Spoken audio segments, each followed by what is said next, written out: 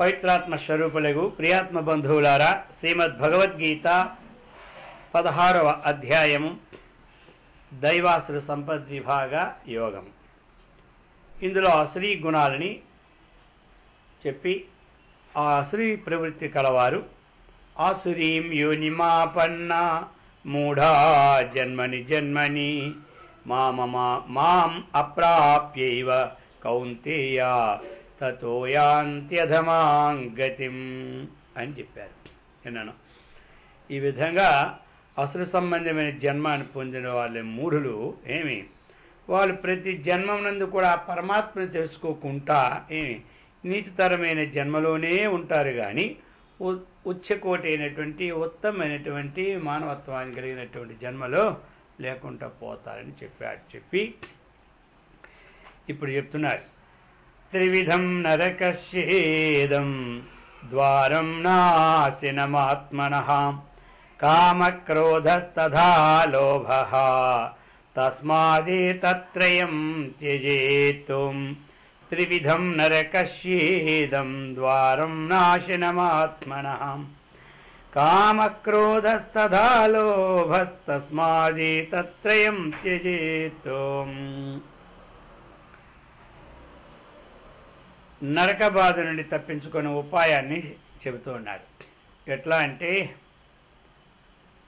మనకి త్రివిధం కామము, క్రోధము, లోభం, ఈ మూడు అన్నమాట. ఈ మూడు ఏమిటంటే నరకానికి ఒక ద్వారం అన్నమాట. ఈ మూడు నరకానికి ద్వారం. నరకంలో ప్రవేశించడానికి ద్వారం ఎప్పుడు తెరుచుకొని ఉంటుంటుంది. ఈ మూడు ఎవరి దగ్గర ఉంటే వాడు నరక ద్వారంలోకి వెళ్ళిపోతాడు అన్నమాట. అందుకని చెప్తున్నాడు, త్రివిధం నరకస్య ఇదం ద్వారం నాశనం ఆత్మనః.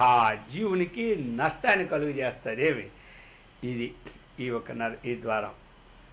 అందుచేత అవి ఏమిటయ్యావంటే కామక్రోధస్తథా లోభః తస్మాత్ ఏతత్రయం త్యజేత్ అన్నాడు. మానవుడు ఏం విడిచిపెట్టాలా అని అడుగుతారు. కాశీ పోయి గైలోని ఏం విడిచిపెడితే మంచిది అని అడుగుతుంటుంటారు. అక్కడ ఇళ్ళ వాళ్ళందరూ చెట్టు కింద కూర్చొని గైలో ఏం వదలాలి, గైలు ఏం వదులుతాం, ఏదో మనమందరం ఏం వదులుతాం, ఆ పనికి మాలినటువంటి కుంకుడుకాయలో లేకపోతే చీకాయో ఇవి వదులుతుంటుంటాం. అర్థమైందా? అవసరం లేదు. ఏం వదలాలంటే ఇవి వదలాలి. తనకు ఉన్నటువంటి ఏవైతే ఒక కోరిక ఉండద్దని లేదు, ఆ కోరిక అత్యాశ ఉండకూడదు. అది అన్నమాట. ఇక్కడ కోరిక లేకుండా జీవితమే గడవదు. అర్థమైందా? ధర్మానికి విరుద్ధమైన కోరిక నా స్వరూపమని భగవంతుడే చెప్పేశాడు భగవద్గీతలో. కాబట్టి ధర్మబద్ధమైన కోరిక కోరుకోవాలి, తప్పేమీ లేదు. ఏమంటారు? ఇప్పుడు మనం ఒక మంచి కోరిక కోరి ఒక శ్రేయస్సు కోసం కానీ, ఇంటి శ్రేయస్సు కానీ, పక్కవారి శ్రేయస్సు కానీ ఉంటుంది కోరిక. అది తప్పు లేదు. ఇతర నష్టపోవాలి అని కోరికొద్దు, కానీ మంచి కోరిక ఎప్పుడు ఉండాలి. అది అన్నమాట. కాబట్టి అటువంటి అలాంటిది. ఇక ఆ కోరిక వల్ల ఏం కలుగుతుందంటే కోపం. ఎప్పుడైతే కోరికను అడ్డగిస్తే కోపం కలుగుతుంది. ఇది మంచిది కాదయ్యా అని అన్నాం అనుకోండి, కోరుకున్నాడికి వారు వెంటనే కోపం. అది మంచిది కాదు, చూడు ఏది మంచిది కాదు, ఇంట్లో ఏ వస్తువులు తీసి వెంటనే బదులు కొడతాడు అనమాట కోపానికి. అర్థమైందా? ఆ కోరికను అడ్డగిస్తే క్రోధాద్భవతి సమ్మోహ. కామాత్ క్రోధో విజాయితే క్రోధాద్భవతి సమ్మోహ. ఆ క్రోధం వచ్చిందంటే ఏం తెలీదు, అంత మోహం. బాగా పొగలో ఉన్నవాడి ముఖం ఎలా కనబడదో వీడి బుద్ధి కూడా అంతకుముందు తెలుసు. ఈ వస్తువు 1000 రూపాయలు 5000 చాలా దూరం నుంచి తెచ్చామని. వీడికి అది సమ్మోహం ఎప్పుడు వచ్చిందో అది తీసి గోడకేసి కొడతామని. ఎంత వస్తువు పోనేవయ్యా, పోతే నష్టం, నా కోపం కన్నా అదే ఎక్కువ అంటాడు. అర్థమైందా? అందుకని ఈ ప్రకారంగా వస్తుంది. అందుచేత పురుషుడు బుద్ధి చెడిపోతుంది అన్నాడు దానివల్ల. అందుకు ఉండాలి కోరిక, వద్దాం లేదు. మనకి ఒక కర్మబద్ధమైన కోరిక ఉండడం వల్ల దోషమేమి లేదు. అక్రమమైనటువంటి కోరికే మానవుడికి హాని చేస్తుంది, నరకానికి పంపిస్తుంది. అంతేగాని అది చెప్పాడు కోరిక. క్రోధం, ఇది కూడా మరి అవసరం లేకుండా క్రోధం. చిన్నదానికి కోపమే, పెద్దదానికి కోపమే. ఆ కోపం ఎలాగ ఉంటుంది అంటే అది రాగద్వేషంతో యుక్తమైన కోపమే కష్టం. తక్కిన కోపాలు ఏం పర్లేదు. ఇంట్లో పిల్లలు ఉన్నారు, వాళ్ళు చదవరు, అర్థమైందా? వాళ్ళు ఏం చదవరు, కేలిగంతలు కట్టుకొని ఉంటే మనం కోపడకపోతే పని అవుద్దా? భగవద్గీత చెప్పినారు కోపం వదిలేయమని. అంటే కోపం వదిలే వాడి మీద కోపం వదిలేమంటే ఇంకేం లాభం అందా? వాడిని తెలిసిన వాడు మనం అవుతాం. స్కూల్లో పిల్లలు ఉన్నారు, అధ్యాపక డ్యూటీ కోపపడాలి, అవసరమైతే బెల్తో కొట్టాలి. భగవద్గీత చెప్పినాడు కాబట్టి క్రోధం ఉండకూడదండి. ఏ విద్యార్థి మీద క్రోధం ఉండదు, అలా కూర్చుంటే కొన్నాళ్ళకి ఈయనకి అక్కడి నుంచి కూర్చుని ఎత్తుకెళ్ళిపోతారు ఎవరు విద్యార్థులు అందరూ. అందుకని ఆ కోపము వాళ్ళకి తిట్టడము కొట్టడము ఇది నరకానికి దూరం కాదు. అర్థమైందా? ఇక నువ్వు ఇది కొట్టాడు కాబట్టి యమదంలో రాసుకోడు, ఈ అబ్బాయి కోపం మీద కొట్టాడు కాబట్టి చదువు ఆయన రాసుకోడు.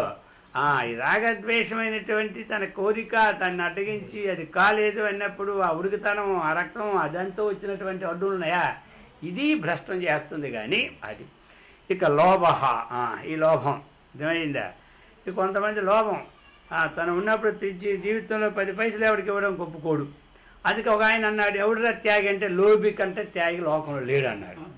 ఎందుకంటే వీడు ఎవడు 10 పైసలు ఇవ్వకుండా ఒక్కసారి మోటార్లు ఇచ్చేస్తున్నాడు, వాడు ఏదేదో ఆదాన ధర్మాలు 100 ఇచ్చుకొని పోతున్నాడు. కానీ ఈ లోపు ఉన్నాడా, ఈ లోపు మొత్తం ఒకేసారి మోటిస్తాడట ఎవరికైనా. అర్థమైందా?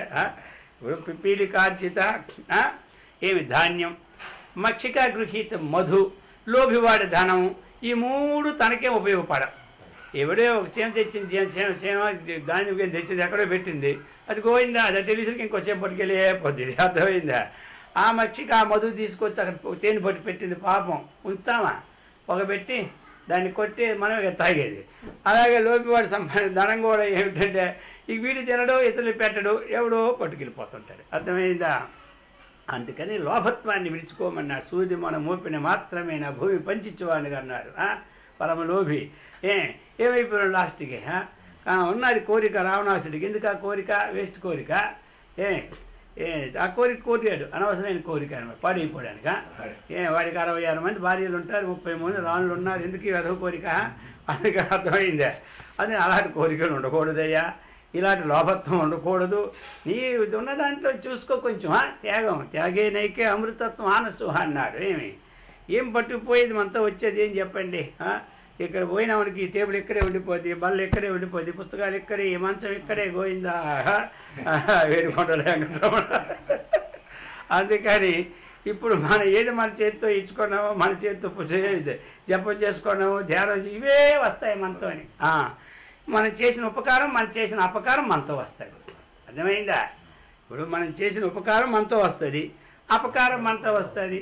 అపకారం ఊరుకుంటుందే, అదేమి అది ఎప్పటికప్పుడు మనకు దెబ్బ చేసి పెడితే ఏమంటూ ఉంటుంది. అది ఉపకారం ఊరుకోదు. అబ్బో పట్టిందల్లా బంగారమే, పంచంగా లాస్తారు, ఈ సంవత్సరం మీరు పట్టిందల్లా బంగారమే, అది ఉపకార కాలం వస్తుంది అనమాట.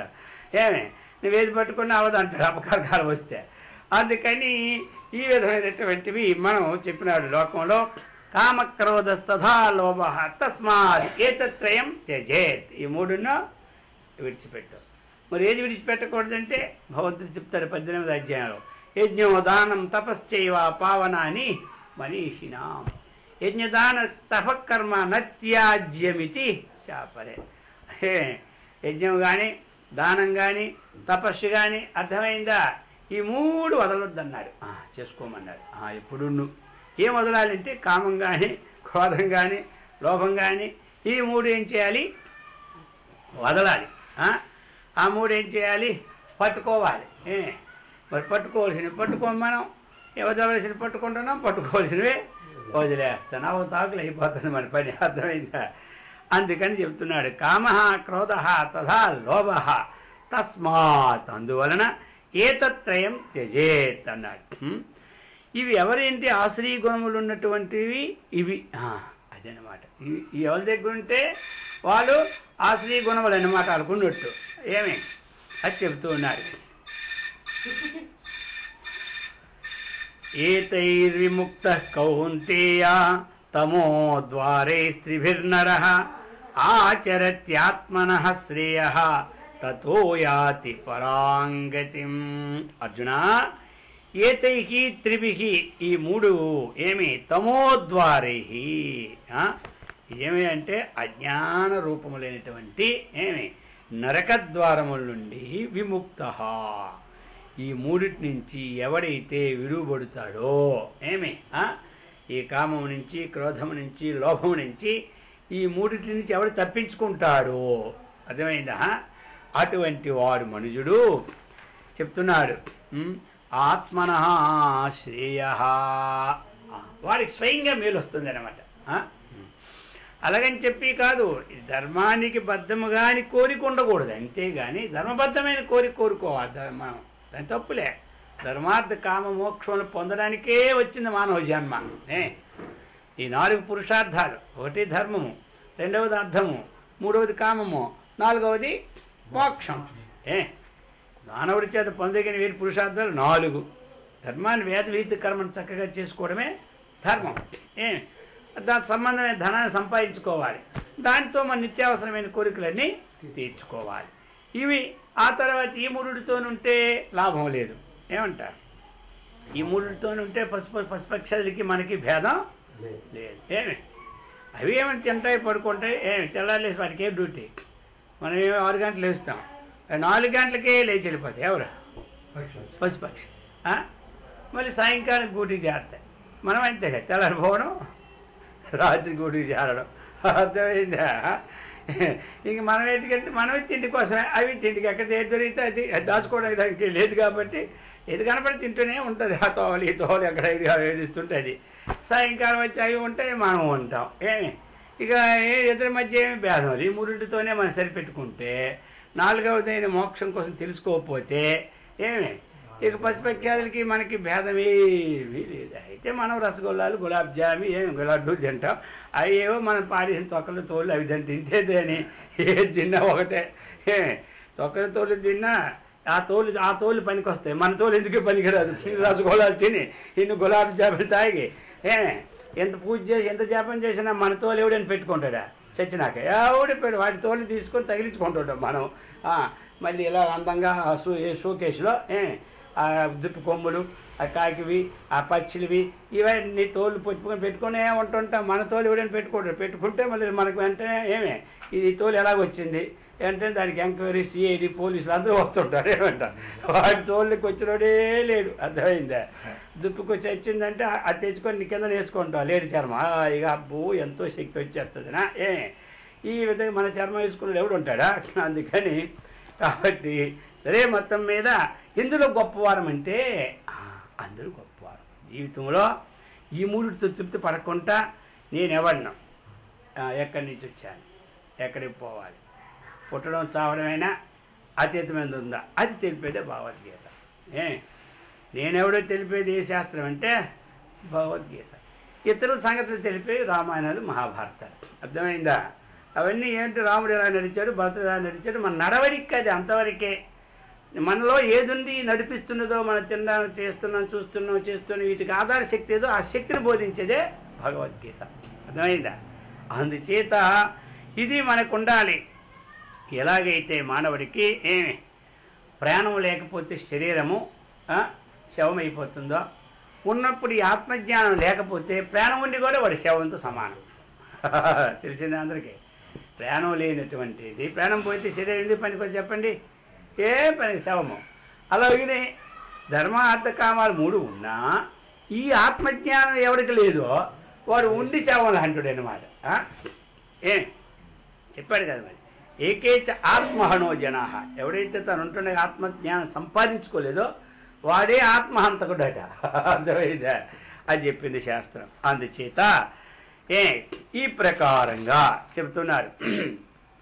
ఏతైర్ విముక్త కౌంతేయ తమోద్వారే త్రిభిర్నరః.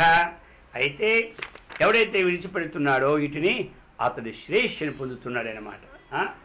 శ్రేష్ఠని పొంది ఇంకా తతః తర్వాత ఏం చేస్తాడు? ఆచరతి, మంచిని చక్కగా ఆచరిస్తాడు. ఇది విడిచిపెట్టాడనుకోండి, ఈ సంబంధమైన ఆలోచనలు పోతాయన్నమాట. దురాలోచనలు, దుష్ప్రవర్తన ఎప్పుడైతే పోయిందో వాడికి మంచి ఆలోచనలు వచ్చేస్తాయన్నమాట. ఆ మంచి ఆలోచన వచ్చిందంటే అది ప్రవాహం అయిపోయి అంతఃకరణ శుద్ధి కలిగి నేనే ఎవరినో తెలుసుకోవడానికి శక్తిని ఆ ఆలోచన ఇస్తుంది. ఈ ఆలోచన తన సంగతి తెలియదు, వాడంతా తెలిసిందా నిద్ర పట్టణ అంటాడు. ఈ ఆలోచన అర్థమైందా? ఇది మనంత తెలుసుకుంటే మోక్షం, వాడిని తెలుసుకుంటే బంధం అంటారు. అందుచేత సర్వోత్కృష్టమైన గతిని పొందుతున్నాడని చెప్పాడు. యశాస్త్ర విధి ముసృజ్య వర్తతే కామకారతః న సిద్ధిమవాప్నోతి న సుఖం న పరాంగతిం చెప్తున్నాడు. అయ్యా, అందుచేత ఎవడు శాస్త్ర విధి ముసృజ్య, శాస్త్రం చెప్పింది ఏమి, ఏ ఆశ్రమంలో ఉన్నప్పుడు ఆ ధర్మాన్ని చక్కగా పాటించమని శాస్త్రం చెప్పింది. గృహస్థాశ్రమ తల్లిదండ్రులను చక్కగా చూడమని చెప్పింది శాస్త్రం. మాతృదేవోభవ, పితృదేవోభవ, ఆచార్య దేవోభవ అని చెప్పింది. అతిథి అభ్యాగతులు వస్తే కాస్త భిక్షం పెట్టమని చెప్పింది. చక్కగా ఇవన్నీ ఏవి చెప్పినాయో రోజు కొంచెం దైవాన్ని పూజ చేసుకోమని చెప్పింది.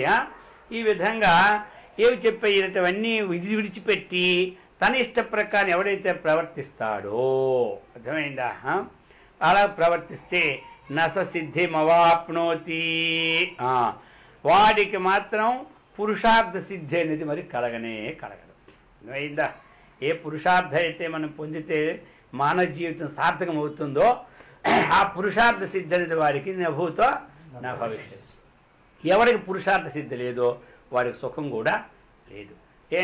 ఎవరికి ఈ సుఖమైనటువంటి అనుభూతి తత్వమైనటువంటి విషయాన్ని కూడా తెలుసుకునేటువంటి యోగ్యత లేదో అటువంటి వారికి పరాంగతిం, ఉత్కృష్టమైన స్థితి కూడా వారికి మోక్షము కాడో లేదు.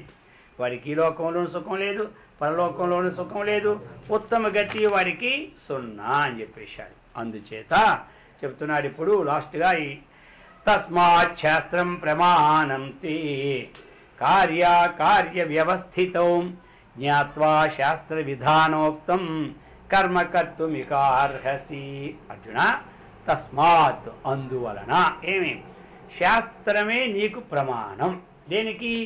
ఏ పని చెయ్యాలి, ఏ పని చేయకూడదు అన్న భావానికి నీకు ఏది ప్రమాణం? శాస్త్రం. ఇది చేయదగు పని, ఇది చేయరాని పని వివేచనం నీకు తెలియదు కదా. చిన్న కుర్రోడి కంటే తెలియదు. అక్కడేమో లడ్డూ పెట్టామనుకో అది పుడతాడు, ఇంకా బాగా తెలియని ఒకటి మరి చెప్తున్నా. అక్కడే అది దొడ్డికి వెళ్తాడు అనుకో, దాన్ని ముట్టుకుంటాడు, దీన్ని ముట్టుకుంటాడు. అర్థమైందా? ఇది లడ్డు అని తెలియదు, ఇది నోట్లు పెట్టుకుంటాడు, అది నోట్లు పెట్టుకుంటాడు. అర్థమైందా? కానీ కొంచెం జ్ఞానం కలిగిన తర్వాత వాడికి తెలుస్తా లేదా? లడ్డు ఏదో తెలుసు, మల మీద తెలుసు, దేన్ని ముట్టుకోకూడదో దేన్ని ముట్టుకోవచ్చో తెలుసు. అలాగనే ఎవడైతే కార్యకార్య వ్యవస్థితో